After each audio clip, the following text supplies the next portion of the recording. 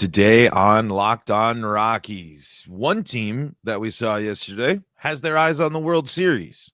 Another team is trying to get out of the basement. Two teams on two different levels on full display yesterday.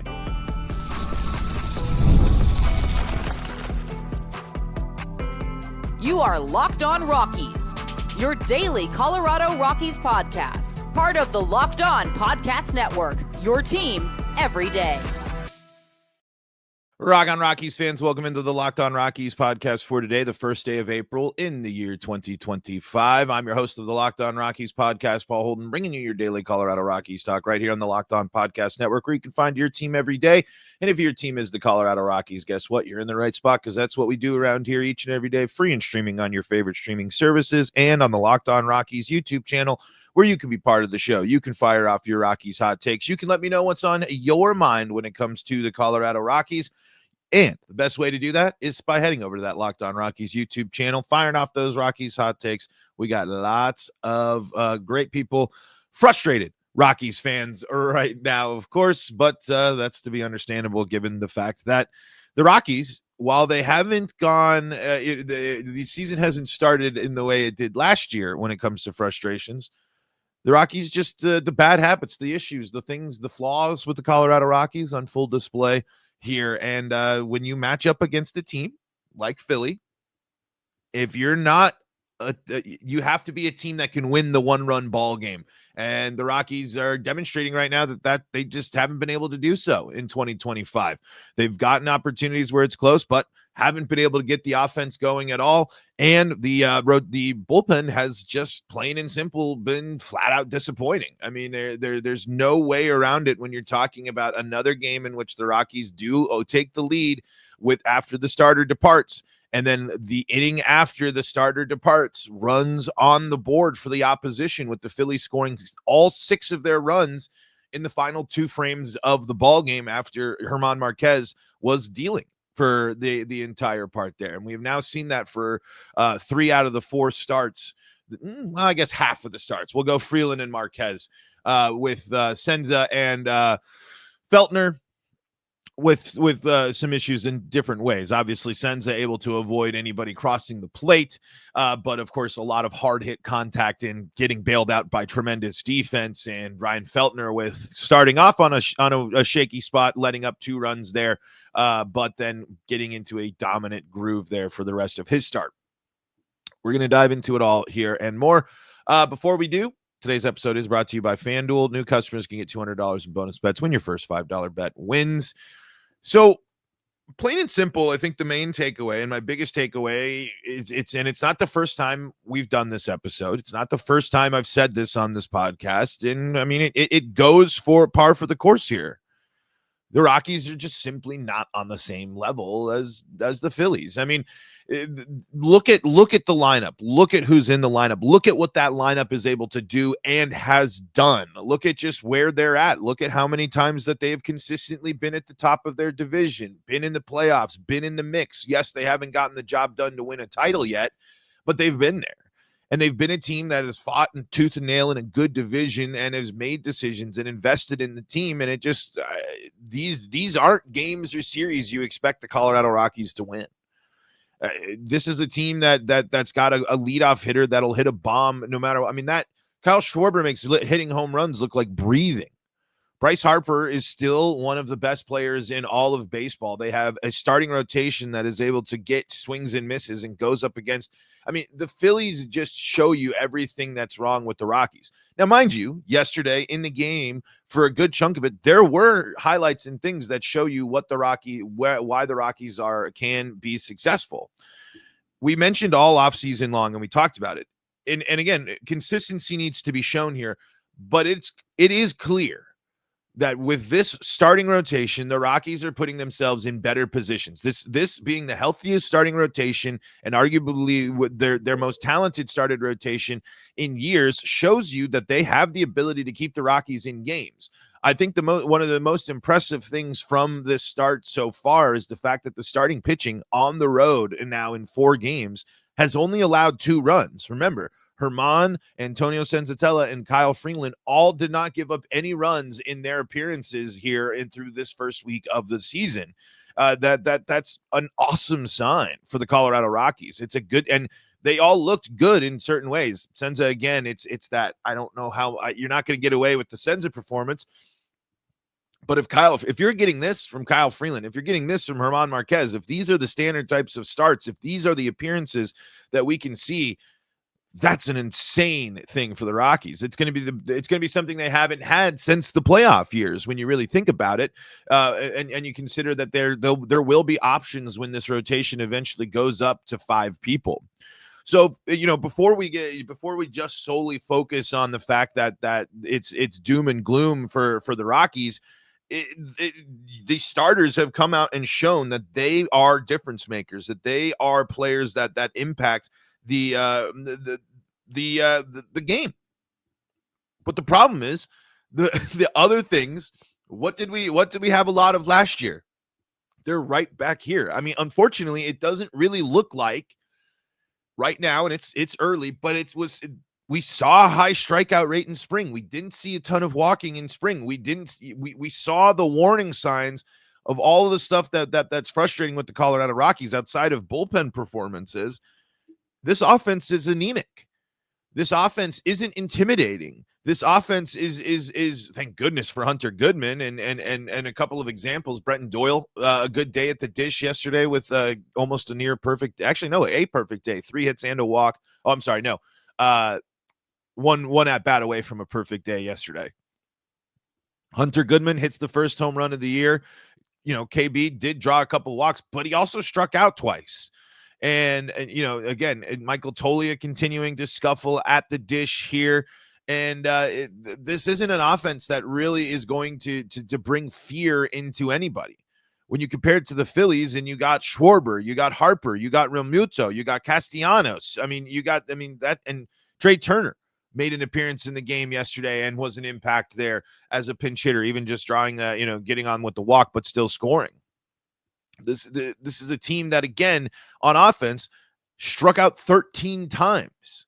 This is a team that again, this is when we're talking about being frustrated by it, not making any changes to the coaching staff or the philosophy. Like, look, boom, right here. Like, why would you be sitting here and saying that you think that anything is going to be different with this Rockies offense right now, where they're clearly showing you exactly they feel and seem to be exactly where they were last year. Swinging and missing, a little, too aggressive, not drawing walks, not getting on base enough. 13 outs yesterday. 13 outs in the game were on strikeouts. I'm trying to pull up some of the stats, I believe, from yesterday here. Let's see. The rotations ERA to start the and I'm sorry, this is a side thing, but just a couple of things, just a couple of stats here. Troy Rennick on Twitter. The rotations ERA is 0.84. The bullpen ERA is 10.84 with 20 hits allowed in 11 2/3 innings. Rocky Mountain Rooftop here. After setting a modern era record for most games with 10-plus strikeouts in 2024, 88 times they've done this. The Rockies have struck out 10-plus times in 3 out of their first 4 games of the season. Like when you're talking about roll your eyes and just be like, what the hell is that?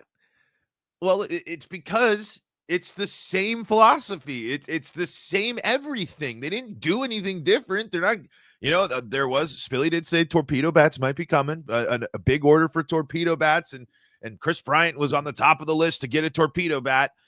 Can't wait for that to be a fad for 2 weeks and help some people throughout the rest of the year. And then we don't talk about it really or anything like that because it's not going to be the big difference maker. It's not going to be the saving grace.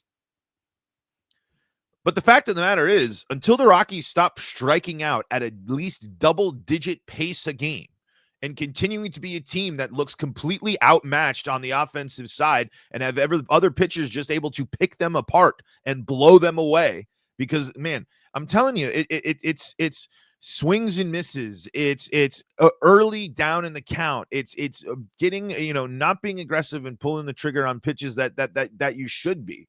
And it's the key parts of the middle of the order that are the problem. I'm not worried about the mainstay guys, but again, when you're looking at it here and you go to the Rockies lineup and it's just straight zeros throughout most of it, but straight zero at the bottom of the order yesterday. And this includes Tyler Freeman, who got in for a little bit as well. There was 2 hits from 1, 2, 3, 4, 5, 6, 7 players. That includes Nick Martini, who got in there, and Tyler Freeman. 7 players were responsible for 2 hits. Now, the good news is those same 7 players responsible for 3 walks. We'll take the fact that the Rockies did draw 4 walks in this game, and KB was 2 of them. But half of your lineup is going hitless in a game in which you are going back and forth. Your pitcher is keeping you in the ball game, but this is the norm. And when it's just strikeout, unproductive outs. I mean, you're not going to go anywhere. But the most frustrating part is, again, why should I believe that we will see something different from this offense when it's the same cast of characters running the show? What do we think what new breakthrough or what new type of approach do we think the Rockies are actually taking? Because I really don't think I don't think they've done much. I mean, it was clear that the strikeouts were an issue in the spring still. They've carried over in the regular season, and yet we're just going to hear coach speak and coach speak and coach speak. And then there's not going to, and again, as we've asked before, there's no real dooming loom of performance impacting your future with the Colorado Rockies.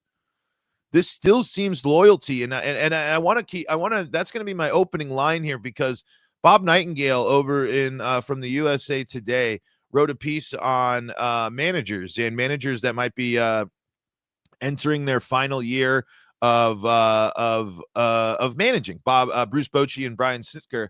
Bob Nightingale talks about them, but also talks to Bud Black, and there's an interesting little nugget of information that is very relevant and relates to this, what we're talking about here, and this start for the Rockies. We're going to talk about that coming up here in just a moment, because we got to take a quick break first. All right.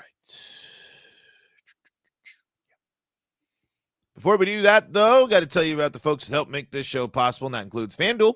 March Madness is here, getting down to the wire, of course, and maybe your bracket's already busted, but FanDuel has got you covered with the chance to get on the action like never before. Right now, new customers can get $200 in bonus bets when your first $5 bet wins. That's $200 extra bucks to use on everything from buzzer beaters to Cinderella stories, and even who's cutting down the nets. Maybe you want to get in on some baseball futures or see what the Rockies are up to. FanDuel's got you covered there.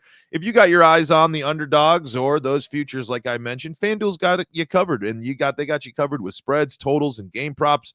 With so many tournament games happening almost every day, there's always something exciting to bet on. The FanDuel app is simple to use, and when you win, you get paid instantly.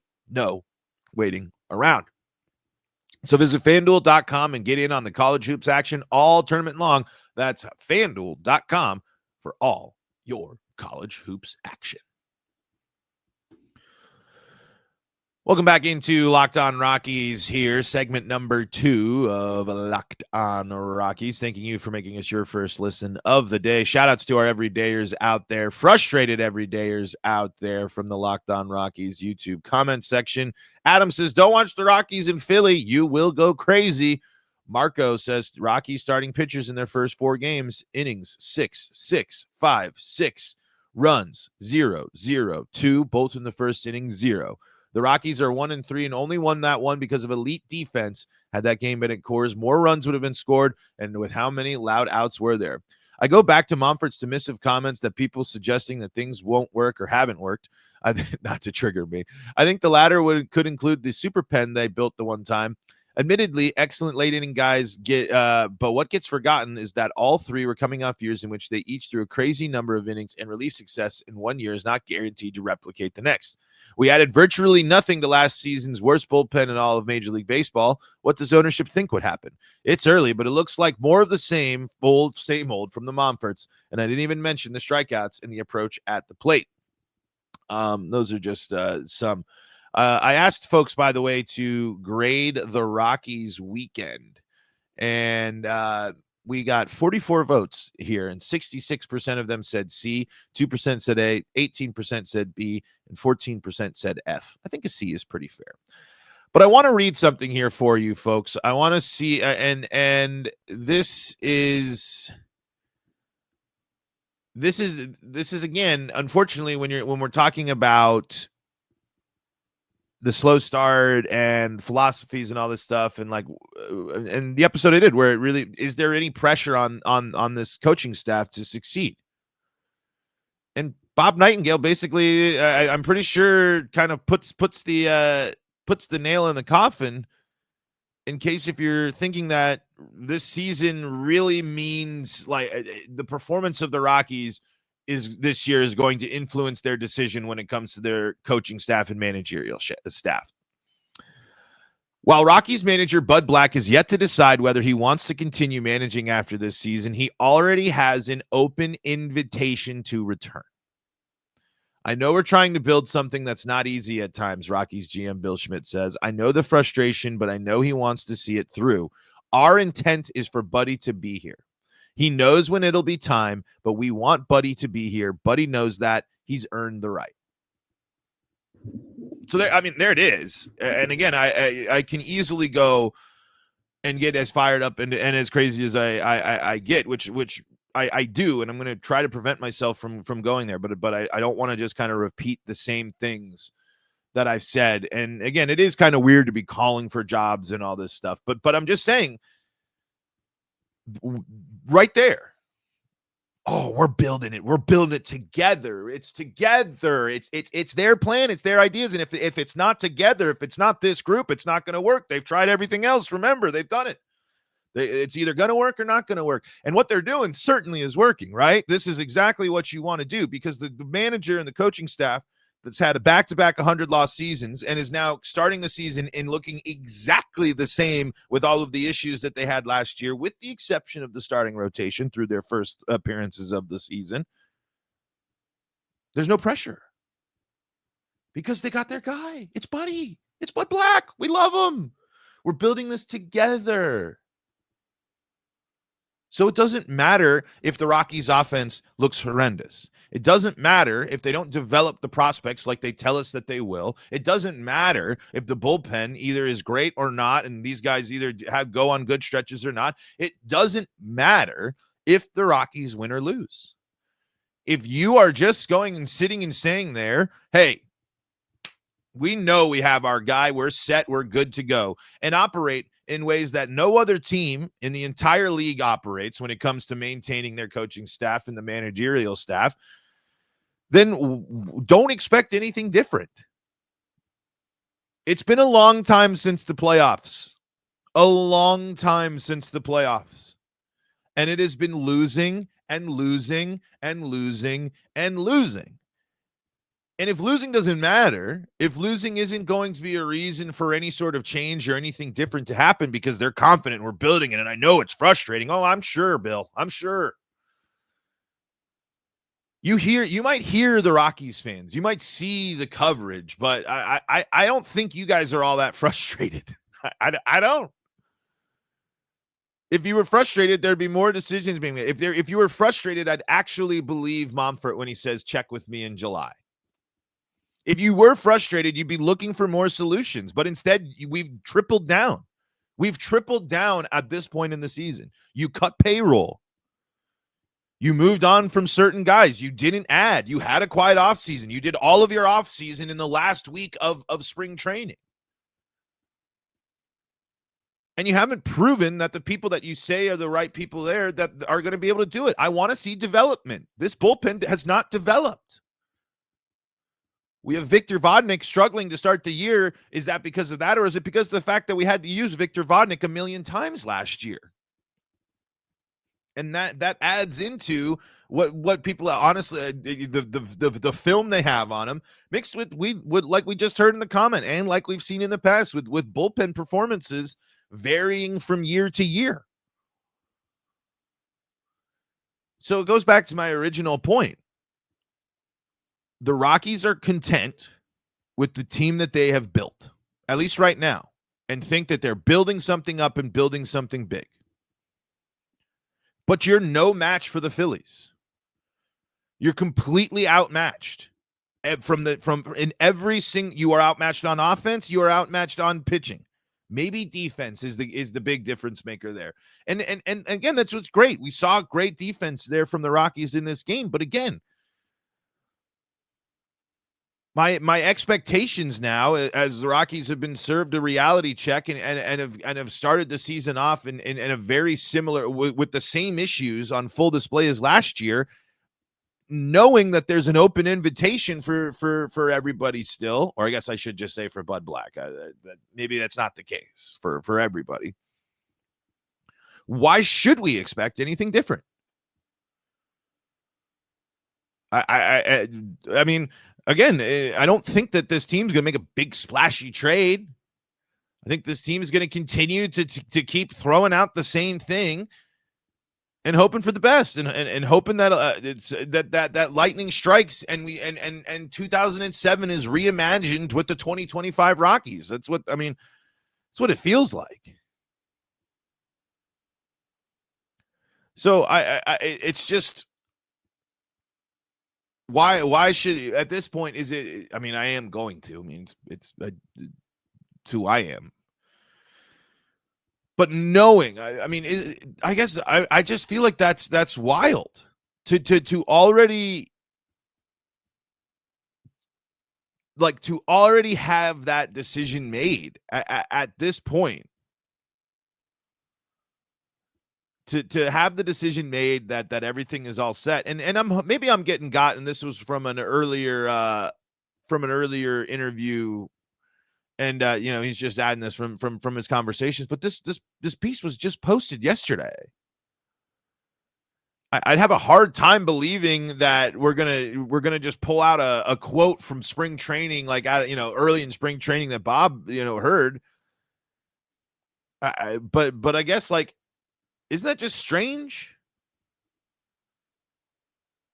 To immediately say, no matter what happens, we're going through this, we're building it together. There's no other possible way that we can do this without our guy. So what's he doing that's a difference maker?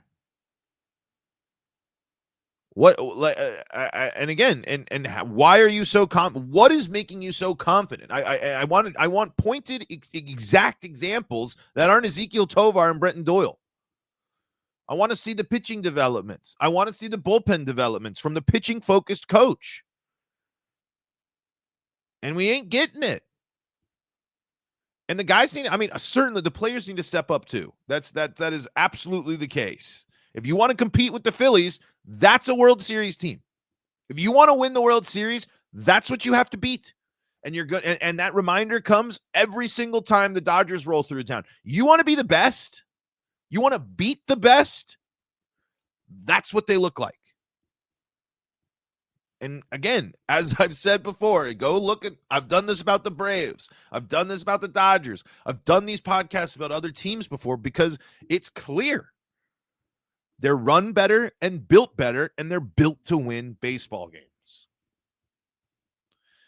All right, let's take a break. Let's talk a little bit more about the rotation. Let's talk about a positive thing, and we'll read a couple of YouTube comments to close out the show. Coming up next on today's episode of Locked On Rockies. Before we do that, though, got to tell you about the folks that help make this show possible, and that includes Supply House. Get the supplies you need from the site made for the skilled trades, Supply House. Whether you're in plumbing, HVAC, or electrical work, Supply House is the reliable way to order products online. Their easy-to-use website is packed with helpful resources and the latest product info to help you get the job done right. Plus, with a complete inventory of over 200,000 parts from 400-plus top brands, you'll find exactly what you need, delivered fast from coast to coast. Need help with an order? Supply House offers expert support and industry-leading service, so you'll always talk to a real person. And for trade pros looking for an extra edge, their free Trade Master program offers exclusive perks like a dedicated phone line, free shipping, and discounts on every order. Thousands of skilled professionals are already taking advantage. Now it's your turn.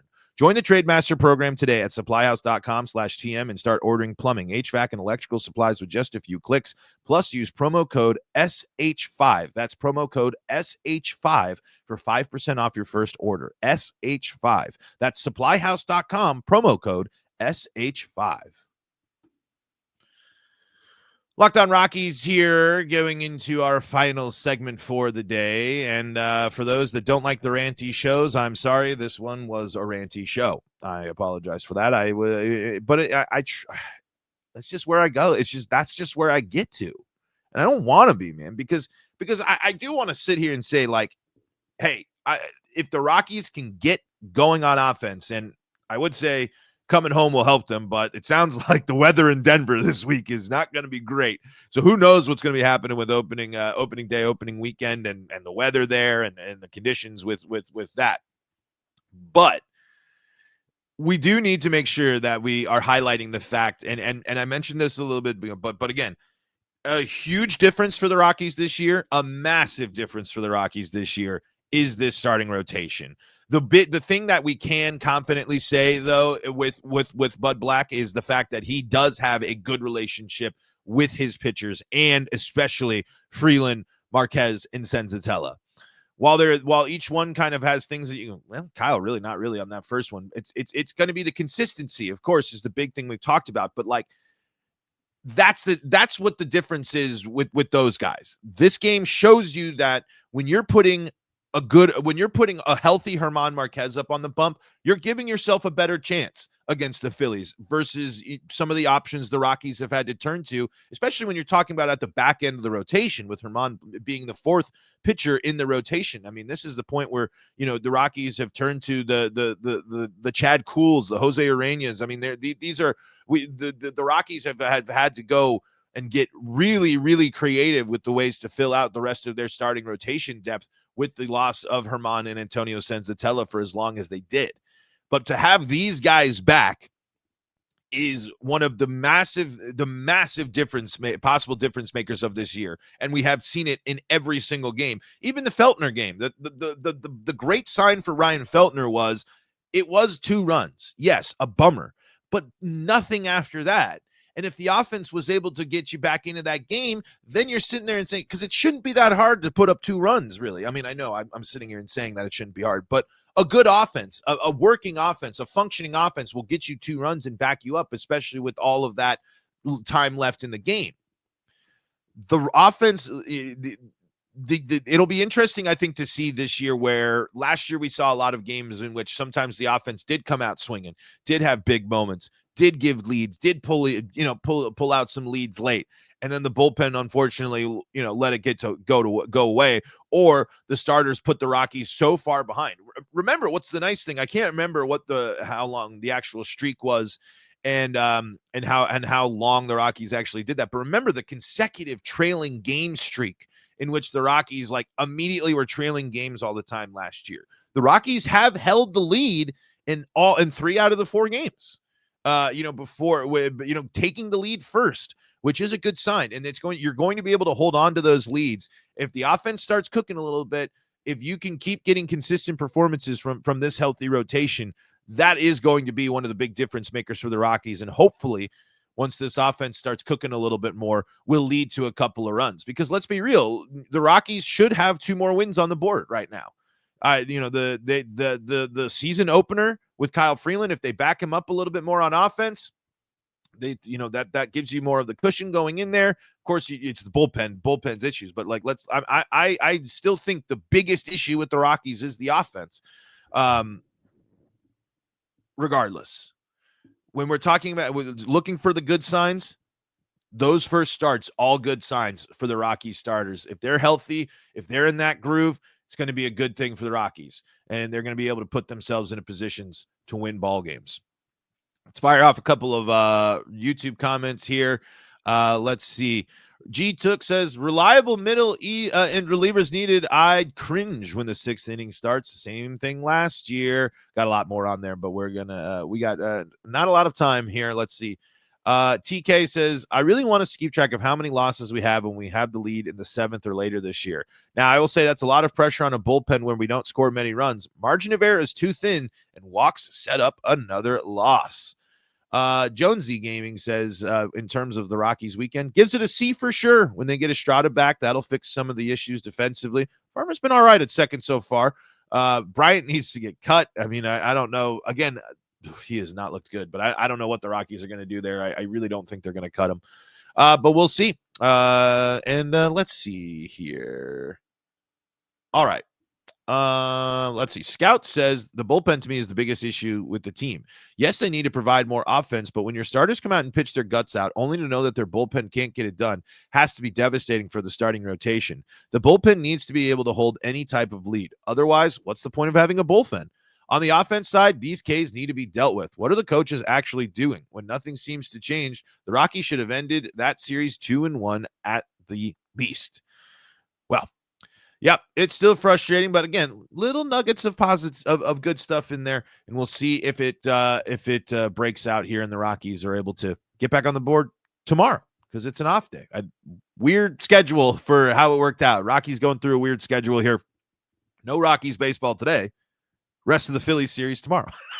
Start tomorrow. Why? I don't know. But it's an off day. It's the rest day. And there you go. Folks, that's going to do it for today's episode of Locked On Rockies. Thank you so much for making us your first listen of the day. We're free and streaming on your favorite streaming services, bringing you your daily Colorado Rockies talk right here on the Locked On Podcast Network. For your second listen of the day, go check out Locked On MLB. Or if you need more Colorado sports coverage, Locked On Broncos, Locked On Avalanche, Locked On Nuggets, Locked On Buffs, all free and streaming on your favorite streaming services. Until next time, I'm Paul Holden saying so long from the Locked On Rockies podcast.